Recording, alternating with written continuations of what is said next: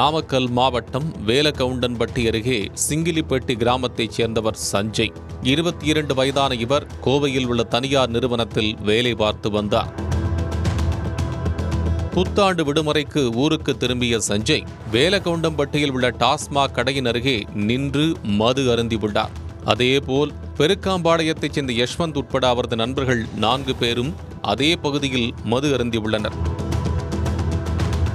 அப்போது சஞ்சய்க்கும் யஷ்வந்துக்கும் இடையே தகராறு ஏற்பட்டுள்ளது. இந்த தகராறு முற்றிய நிலையில் தான் மறைத்து வைத்திருந்த கத்தியை எடுத்து சஞ்சய் மீது சரமாரியாக தாக்கியுள்ளார் யஷ்வந்த். இது கழுத்து, முகம், கைகளில் பலத்த காயம் ஏற்பட்டு இரத்த வெள்ளத்தில் கீழே சரிந்த சஞ்சய் சம்பவ இடத்திலேயே பரிதாபமாக உயிரிழந்தார். சஞ்சயை வெட்டிய யஷ்வந்தும் அவரது நண்பர்களும் அங்கிருந்து தப்பி ஓடிவிட்டனர்.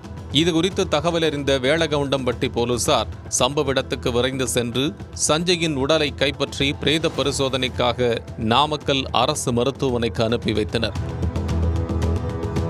தப்பி ஓடிய யஷ்வந்த் தரப்பினரை பரமத்தி டிஎஸ்பி சங்கீதா தலைமையில் தனிப்படை அமைக்கப்பட்டு தீவிரமாக தேடி வருகின்றனர். இதனிடையே சஞ்சய் கொலை செய்யப்பட்டதற்கான காரணம் குறித்து அதிர்ச்சியான தகவல்கள் வெளியாகியுள்ளன. உயிரிழந்த சஞ்சயின் ஊரான சிங்கிலிவட்டிக்கு யஷ்வந்த் அடிக்கடி சென்று வந்துள்ளார்.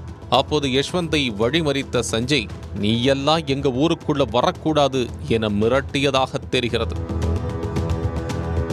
இதனால் ஆத்திரமான யஷ்வந்த் சில நாட்களுக்கு முன்னர் சஞ்சயின் முகத்தில் சிகரெட் புகையை விட்டு வம்பிழுத்துள்ளார். இந்த சம்பவம் இருவருக்கும் இடையே பகையாக வளர்ந்துள்ளது. இந்த நிலையில்தான் வேலகவுண்டம்பட்டி டாஸ்மாக் கடை அருகே சஞ்சய் மது அருந்திக் கொண்டிருக்க யஷ்வந்த் தரப்பினர் அவரை வெட்டி கொலை செய்துள்ளனர். முன்விரோதம் காரணமாக நடந்த இந்த கொலை சம்பவம் வேலகவுண்டம்பட்டி பகுதியில் பெரும் பரபரப்பை ஏற்படுத்தியுள்ளது.